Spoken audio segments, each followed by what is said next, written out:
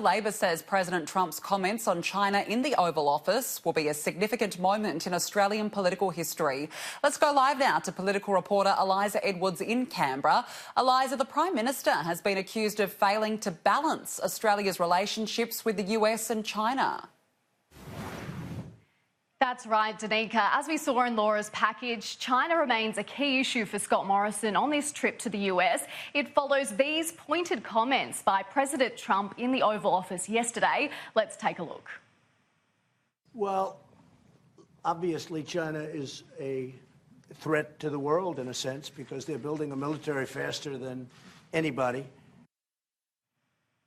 There's been a strong reaction from Labor to this. Labor frontbencher Joel Fitzgibbon called it an awkward moment and one that could go down in history given Australia's fragile relations with Beijing. He also accused the Prime Minister of failing to manage the relations between Australia, the US and China. Here's a little of what he had to say this morning.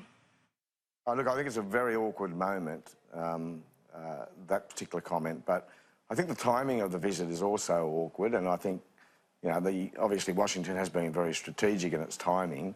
We are in the middle of a trade war between the United States and China, a trade war that's going to do significant damage to Australia, including Australia's farmers. And we need to put all our efforts into de-escalating that war and playing a role in bringing it to an end. And Eliza, there's also been reaction to the possibility of Australia joining any military action against Iran.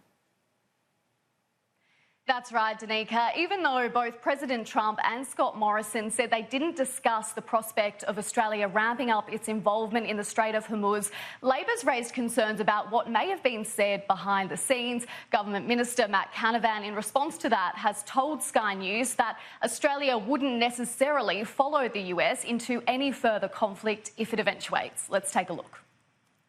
Of course, we'll make our own decisions based on the merits or otherwise of each individual case. Obviously, these matters are extremely weighty and need to be weighed up by the government very carefully. Danica, we can expect these two issues to continue dominating the Prime Minister's tour through the US. No doubt about it. Eliza, thank you for the update.